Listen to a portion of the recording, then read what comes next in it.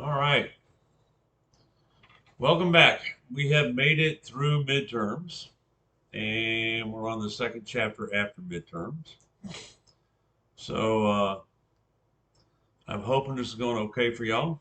It's the first time I've taught this particular class online, so it's a little different. I much prefer the face-to-face option of teaching.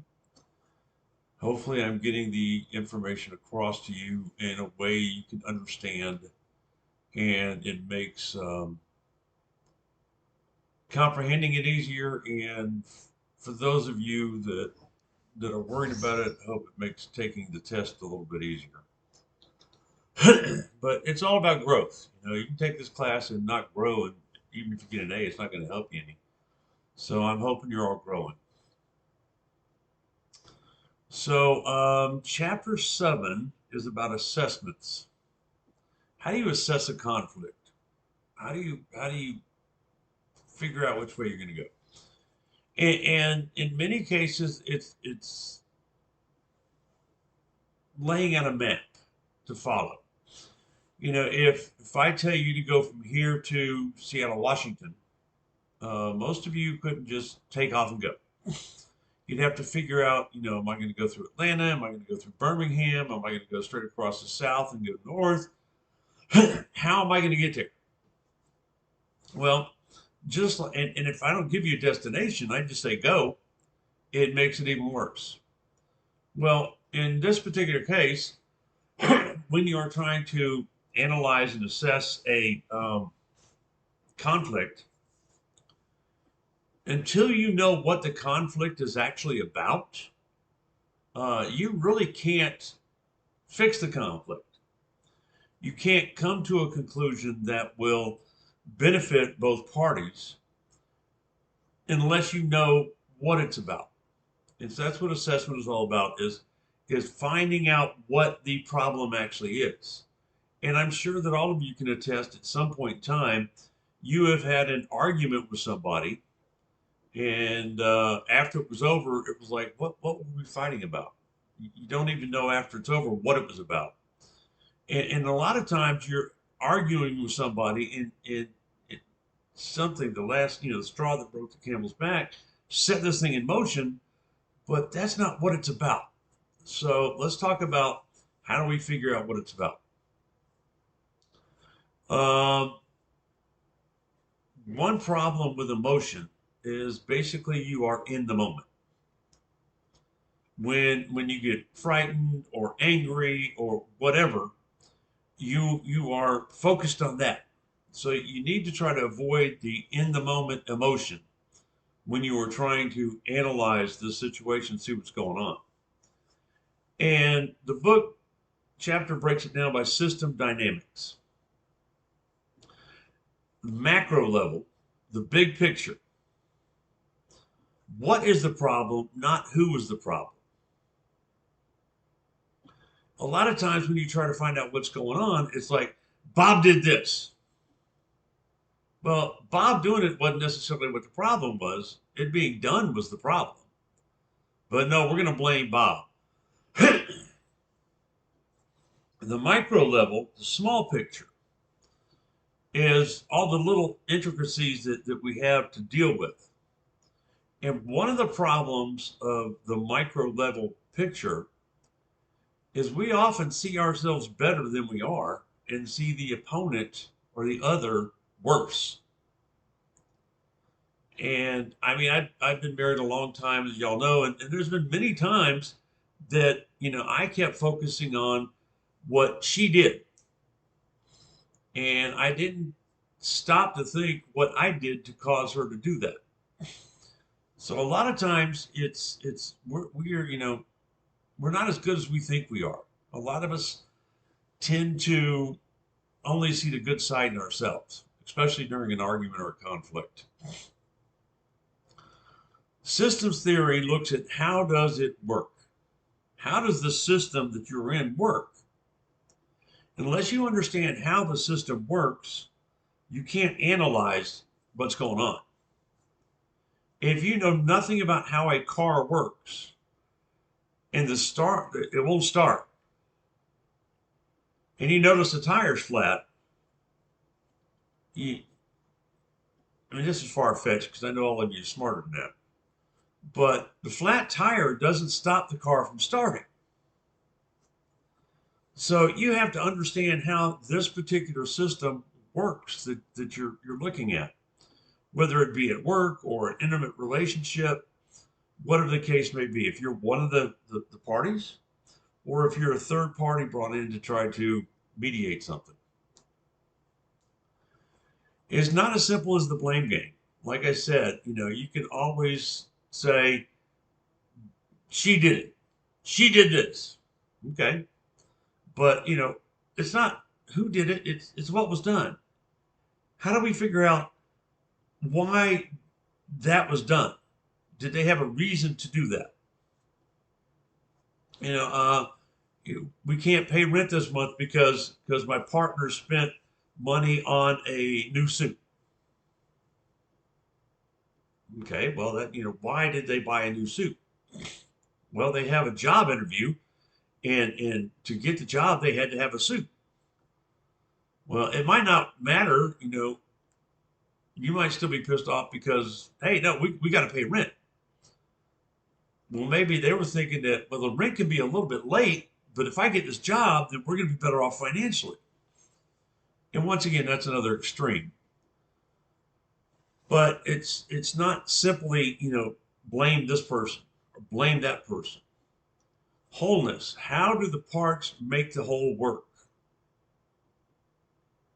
How does the battery turn the starter and the starter turn the engine and the engine start going and pump the gas? And how does it all work? Because if you don't know how it all works, you might know that the flat tire is not making it start, but if it's turning over and turning over and turning over and not starting, why isn't it starting? You have to have the proper gas and air mixture, and you have to have compression, all these other things. So how does the system, what's the whole of the system? And in an organization, each person has a role, whether the organization is a family, intimate couple, a business, a manager. We each have our own role. And our role makes this system work. And what we have to do is figure out what's the pattern that goes on. If we have a conflict once a week, what pattern causes that conflict? What pattern is making this happen? Vern comes to class every day as the instructor, and he brings Susie a cup of coffee, but he don't bring anybody else one. That's definitely would cause some problems. But, when you find out that Susie's my daughter, then okay, well, maybe that's not so bad. But what patterns are present and why are they there? Why is this person always playing devil's advocate? Is it because they have an eye for it? Or is it a role that they were put into? Or they just like to be a pain in the butt? In systems, conflict is a chain reaction. When you have a problem with your boss at work and you complain to your coworkers about it, it affects how they react to the boss, or it affects how the boss reacts to them. So everything that happens, there's a chain reaction. This causes that. It turns into a circular causality. This happened, causing this to happen, causing this to happen, and it gets back to, and it reinforces that, and it causes more problems. We need to use descriptive language to avoid blame. Like I was saying earlier, it's not, Vern did this, but, I get upset every day when I come to class and you have a cup of coffee for that cute young lady, but you don't have one for me. Oh, okay, well, that's my daughter. Oh, okay. Or a student brings me a cup of coffee. Is Does that mean something's going on? Does it lead you to believe something? So use descriptive language to describe what the problem is without pointing fingers and blaming people. Because if you think about it, when somebody blames you, your defenses go up. If your defenses go up, damn it, I didn't do that. It causes more conflict. If they say that this is causing me concern, and then, oh, okay, well, this is what's going on. It's much easier to stay calm and explain things if we're not being blamed for things. And I mean, think about it in your personal relationship, interpersonal relationships, in a couple. If you do something and it really upsets the other person, when they start saying you did this, and you did that, you did the other, it it you put your shields up. It's like no, no, no, no, no, don't attack me, don't attack. But when they say, you know, it bothers me when this happens. And oftentimes we label people in conflicts and in organizations, and labeling limits growth. If I am the provider in my family and I go blind, and then my wife has to start doing something like that, it's like, well, that's your job, and so then I feel bad because I can't do my job, and now she's doing my job. We need to be able to be fluid enough to take on different responsibilities.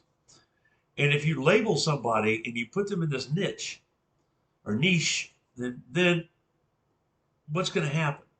When they're not there to fulfill that obligation and nobody else can do it, they're going to cause problems. A conflict takes at least two people. Now, you can have intrapersonal conflict with yourself. Don't get me wrong. I want to go have tacos today, or I want to go have pizza. Yeah, that's minor. But for an actual conflict, there's got to be at least two.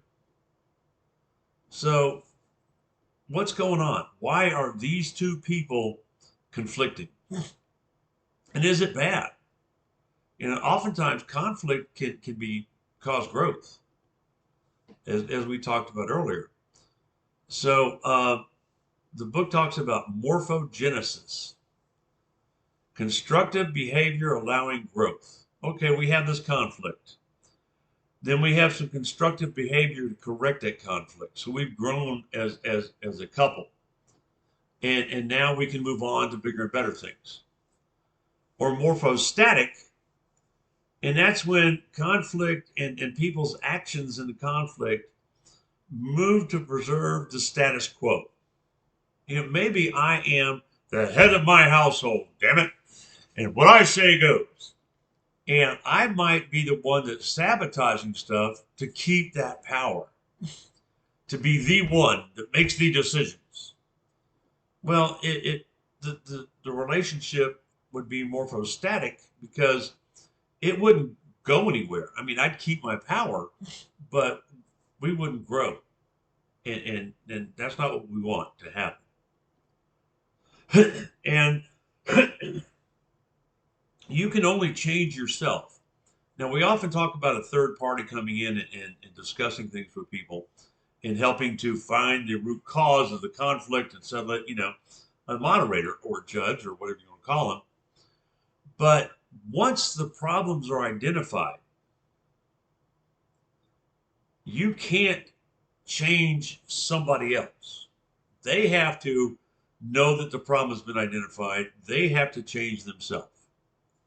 I don't know how many of you have known somebody with a consumption problem, whether it be food, alcohol, cigarettes, drugs, whatever. But they're not going to stop. They're not going to change until they reach a point where they see they have to change. No matter how much you want them to change, they're not going to change. So you can only change yourself. Now you can hope whoever is in conflict with you sees what the problem is, and decides to change. But you can't change them. And a lot of times, that's one of the things that drives us up the wall more than anything else. Someone we care about is doing something destructive, and we tell them what they need to do, but they don't listen and they don't do it. Triangles can be positive or negative. We'll talk a little bit more about triangles as the book says later in the chapter. But triangles are where instead of the conflict has two people, going head to head, now we have three. And they can actually be positive or negative. The third person brought into the triangle can benefit both of you, or the third person brought in the triangle can side with one person, and now it's 2 against 1. When I was in the Army and I had a lot of young soldiers that were getting married, I often saw this then when they got married, and one of them was local and the other one was from out of town. Well, the local one always had family that would jump in. I think one of the things that helped my wife and I is we met in Germany and we got married and stayed in Germany. And we were never stationed near my family or her family. So we had to work out a lot of stuff. We couldn't bring in the support that a lot of these people do. And a lot of times it causes, it increases the conflict and causes the relationship to fail. Because, my mama always looks out for the best of me. And so she said, you're wrong. Well, your mama sees you a lot differently than everybody else does. Participants in a conflict actually don't always want them resolved. And sometimes the conflict keeps things going, keeps it exciting, keeps them in power. So what you need to look at is what are the triggers? What's triggering this conflict? And earlier we talked about patterns, and we'll talk a little bit more about them.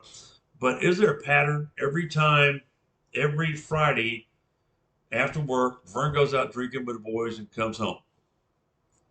And every Friday is triggered because instead of getting off work, coming home and spending Friday night with his wife, he does something else. And she doesn't like it. She wants them to be together. She wants them to do things together. She feels like she's left out. So, what are the triggers?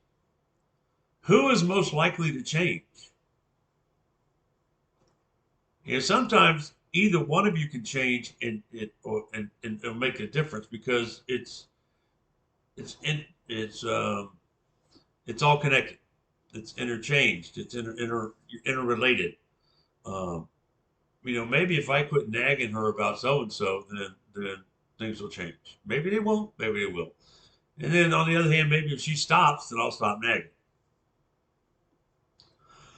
Sometimes there's secret coalitions. A coalition group getting together. Sometimes a coalition could be two people, and sometimes against these two people, or it could be like these 5 against those 4, or whatever the case may be. But a lot of times we have secret coalitions going on where the other party doesn't know I have this person feeding me information. I'm really pissed off at my wife, and I have this great friend of mine, and we grew up together, and there's no romantic thing going on between us, but she understands me. And so I go talk to her, and she tells me about all the things I'm right and my wife is wrong, and then I take that information back, and I'm more stronger and bolstered when I go back and argue some more. So secret coalitions, a lot of times you have to look for them. A lot of times people have irrational expectations. I have mentioned many times that I'm blind. I know some people that are blind and they have irrational expectations that I can't do anything and you have to wait on me hand and foot. And sometimes their significant other have irrational expectations like, well, you went blind, you can get unblind. And they go down the road happily to divorce. because neither one of them are willing to take an honest look at what's going on. There are complex conflict patterns. So you need to identify the specifics. What is going on and who does what?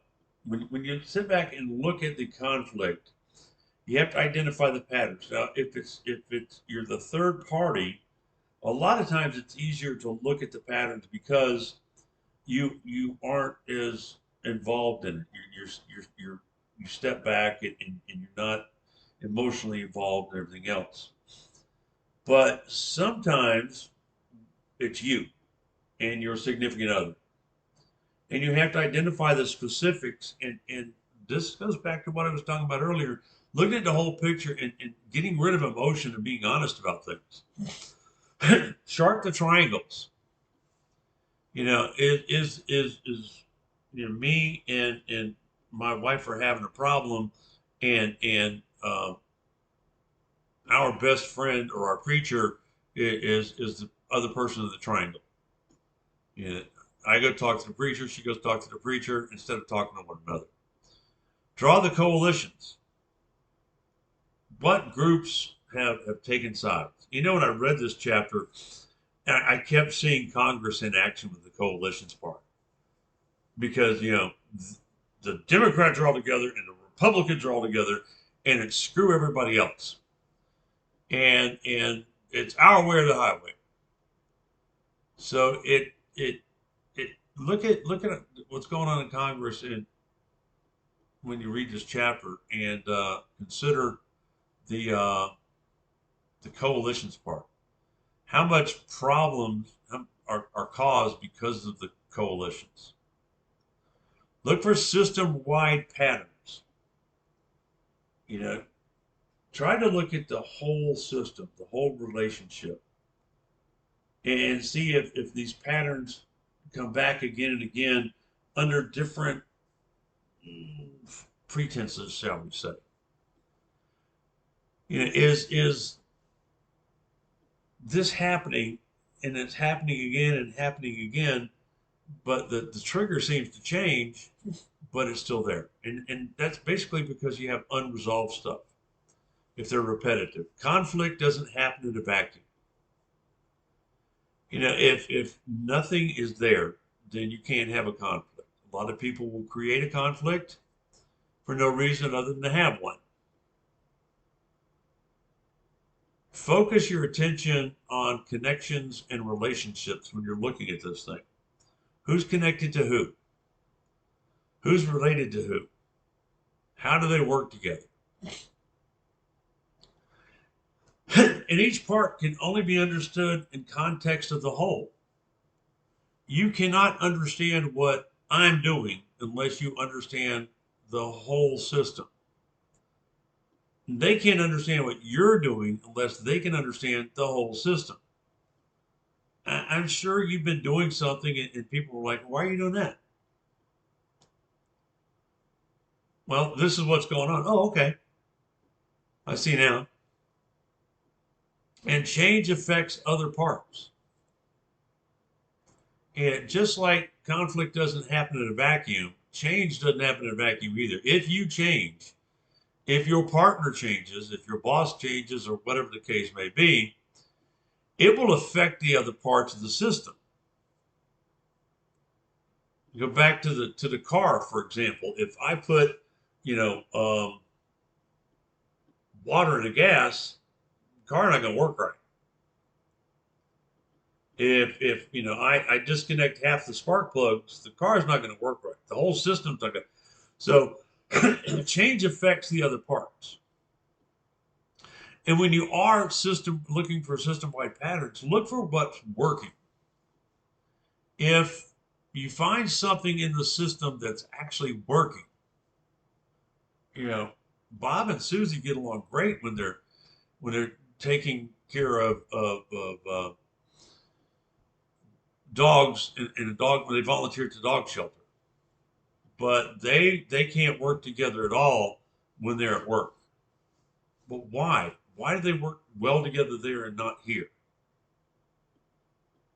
Well, maybe because they're equals, and they respect each other's knowledge on what they're doing with the animals at the animal shelter.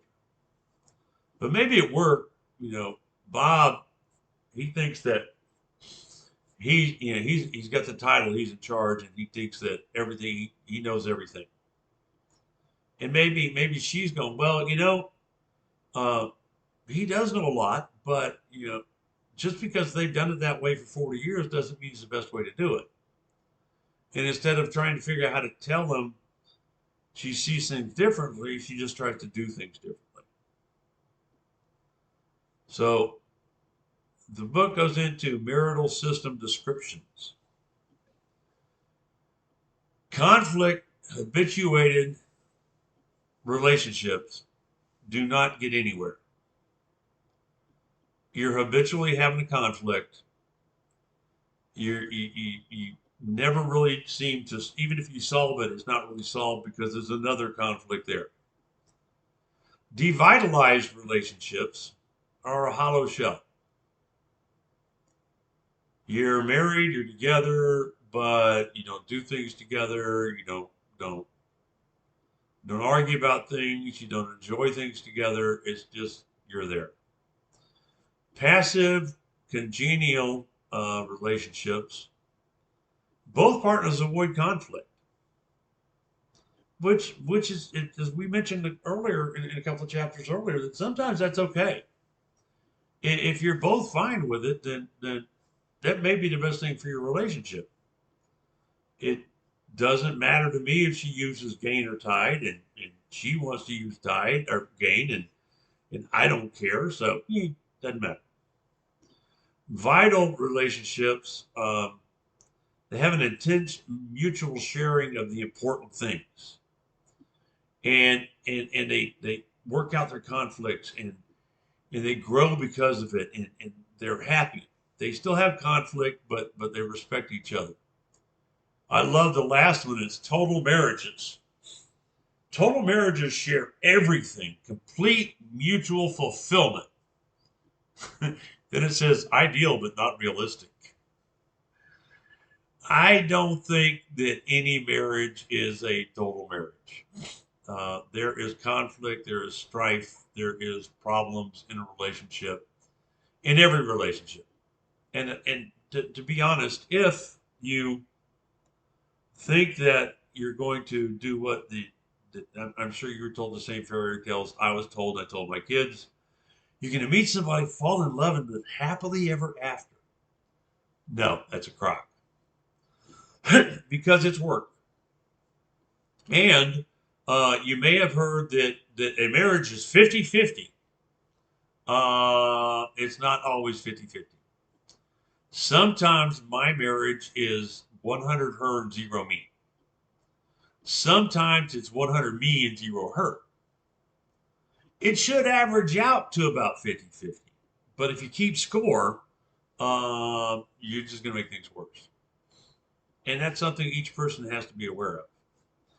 Another marital description goes into types. Type 1 is non-intimate aggressive conflict without reward. You fight like cats and dogs, you fight like hell, and there's no reward to it. Even when you come to a conclusion about something and get over one conflict, there's another one. You're aggressive, your partner's aggressive, and you don't really get anything out of it.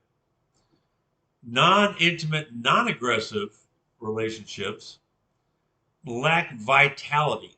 They have minimal conflict, but they're not exciting. You're roommates, basically. Intimate, aggressive, type 3. You're intimate with one another and you're aggressive. And a lot of times the culmination of the conflict is makeup sex. Sometimes you get into arguments just so you can make up. And if type 4 is intimate, non-aggressive, You retain intimacy in other ways. You're not intimate just because you had an argument. Now you're making up. Conflict stages. Stage one is open communication, where you share power and there's minimal conflict. Stage two, there's significant conflict, criticism increases, and you still share the power. So, it started out, we're doing fine, we're both have the same amount of power, we don't conflict that much. Stage two, it increases. I'm more and more peeved by what she does. Stage three is turbulent and intense. It's a polarized power struggle. And stage four is a stalemate. You bring in outside help to try to get answers. The relationship is dissolving. It's adversarial. So that's stage four. When you're trying to evaluate a conflict, look at these stages. Look for these stages. If somebody's in stage, one or stage two, okay, there's conflict. You can probably get through it. If they're in stage four, it's going to be tough to get a resolve in this conflict that makes both people happy. I mean, they both might be happy to get a divorce, but that's about it. Micro level conflict triangles. Once again, we talked about triangles a little bit earlier, and me, my wife, and a pastor.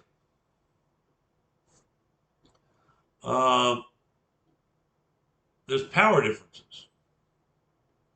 Conflict triangles are inherently unstable. Sometimes they're toxic. Sometimes they're not. The best example that the book had, in my opinion, and I've seen it so many times, is a divorced couple with a child in the middle. And the child does not want to be the person that mama is complaining to about daddy and the person that daddy is complaining to about mama. They want to be a child. And that's the toxic triangle. The book on page 242 and 243 discusses triangle mapping. I figured it was much easier for you to make sure that you pay attention to that when you read it than for me to try to explain it via video. So we're going to talk about coalitions. In my notes, I wrote coalitions and cliques because the book actually does make a point. If I have a coalition with somebody, that's a good thing. Coalitions are kind of positive. But when Bob and Sue get together over there, that's a clique. They didn't invite me in, so I'm not part of their clique. They're doing the same thing on both sides, really. But we have these, we mentioned earlier about using descriptive language.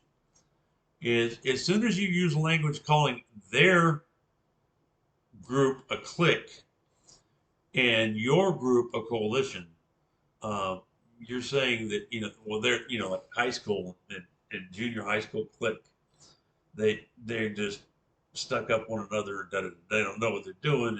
And so, watch the language that you use. There can be more than one person in coalitions, or the book uses an example of a coalition of a couple. There's one parent, one child, one parent, one child, the other child's left out. So in a system, there can be more than one coalition you're dealing with. Some can be left out, like the third child in the example in the book. And in some cases, in larger organizations, someone can belong to more than one coalition. They can cause problems when those coalitions try to conflict, but this coalition may be for these things and this may be for something else. And they may be dividing their time and their energies up between the two of them. Coalitions are self-justifying. we are together and we're fighting this because it's the right thing to do, and they're not and they're wrong. And because they're wrong and we're right, it's justifying that we're doing this. It's us against them.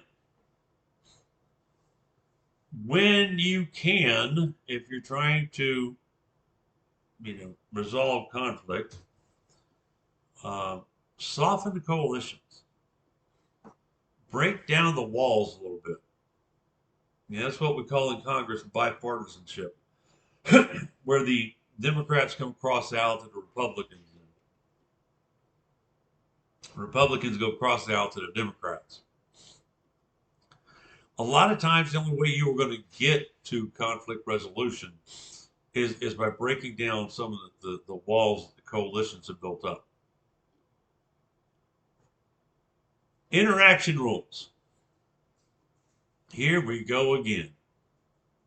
You ever been in that boat? You see something going and go, oh, man, here we go again, same crap. And just yesterday, those two were fine. I mean, we solved their problem last week, and now we're at it again. What are we going to do? Well, a lot of times it's because the rules that we have involved. Rules are generally unwritten. Now, you're all parts of families. You're all parts of organizations, not necessarily school organizations, but work. And sometimes your work has a set of rules that you follow. But think about your family in your relationship. Did y'all sit down and write the rules down? No, you didn't. You know, but we all understand what the rules are. When we are in a committed relationship, one of the rules is you don't go screwing around. Uh, but nobody writes it down. But it's understood.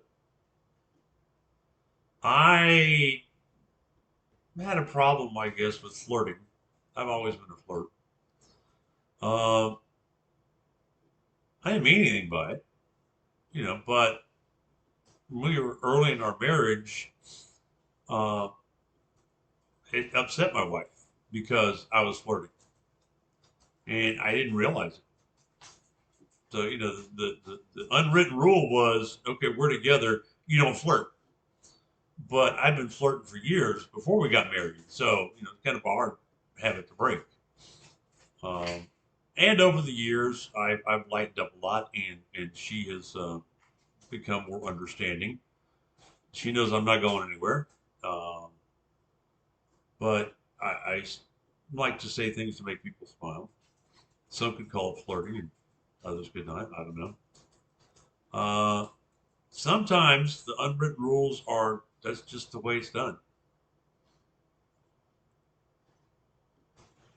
We've always done it that way, so that's the way it's done. Um, and sometimes it seems like there's rules against knowing the rules.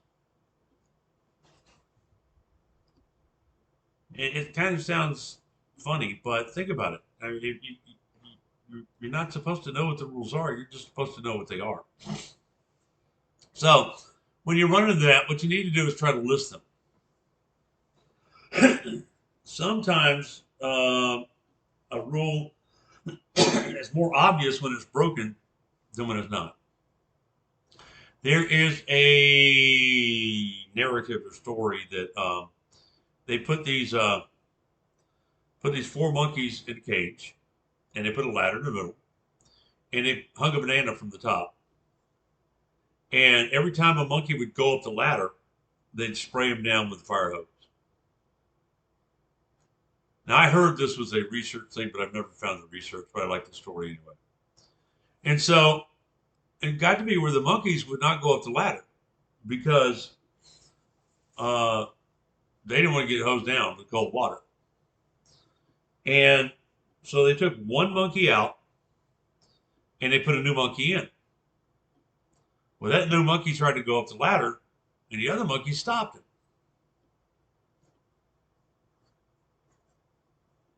And when he tried to go up the ladder again, they tried to stop him again. Sometimes he tried to get up the ladder, and they'd hit him with the water. But more often than not, they'd stop him from getting on the ladder.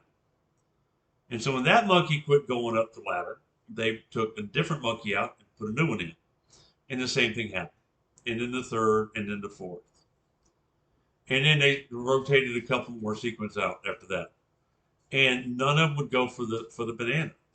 Nobody knew why, or excuse me, none of the monkeys knew why they didn't climb the ladder. They just knew that they didn't climb the ladder because when they tried to climb the ladder, the other monkeys would beat on them and pull them down and wouldn't let them do it. So how true is that as a research experiment? I don't know. But it explains what's going on. Sometimes, we don't know what the rules are, and we just do it because that's the way it was done. So when you're analyzing a situation, list the rules that you can see. Sometimes they're more obvious when they're broken. Look for do and don't do rules. What are you supposed to do? When you are new in a relationship, you should dote on them and make them smile and focus on them and bring them flowers or gifts or whatever. And you don't flirt with other people and you don't run around and you don't make plans without them. And that's not written down anywhere, but it's something we understand. So do and don't do rules. And then look at whose rule is it?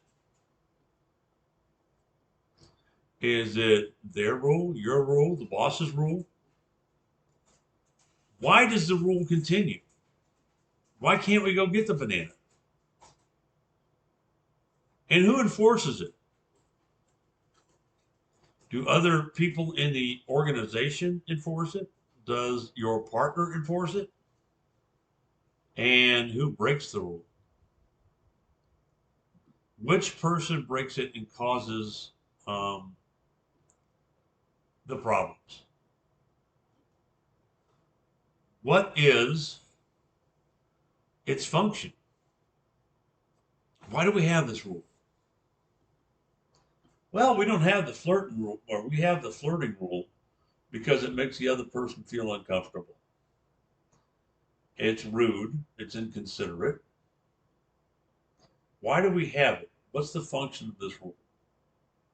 The function of this rule is to remind the other person that they are your significant other and not threaten them. And that's why we do it. Discuss and evaluate and change. You found your rules. Okay, these are all the rules we have. Let's discuss them. Let's evaluate them. Let's change the ones we need to change. Maybe it's okay if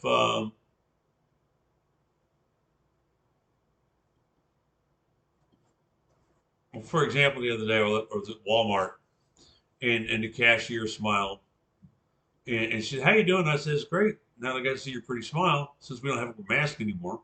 I said, "But don't tell my wife that." My wife was standing next to me. She laughed. My wife laughed. It was okay. Early in the relationship, it wasn't quite okay. So we changed a little bit. I could flirt a little bit, but I know how far my leash goes. Micro events. Micro events are repetitive events that happen in a system.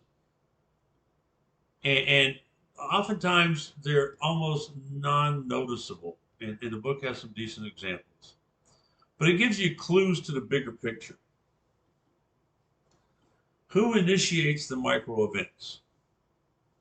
And I'll use myself as an example again, and it's not really conflicting, but it's a micro event. We go somewhere, took my wife to the doctor. The doctor asked her questions. I answered them. I answered them because she has dementia. So by them knowing her diagnosis and me providing the information, it gave them a clue to the bigger picture is basically I'm her caregiver and I handle this stuff. Who initiates the micro event? Who responds and how? If they ask her a question and I answer it, or if, how are you feeling? I'm not going to answer that for her. So it sets up, okay, she can answer certain things. What's the situation and the audience? Are there other people there? Is there somebody else there that's not involved in the conflict, but they're there? And why does it matter? Well, sometimes it matters because, as far as you know, they may not be involved in the conflict, but they may be one of the people in a triangle or a coalition with one of the people that is involved in the conflict. And, I don't have a lot of power, but, I got my buddy here with me.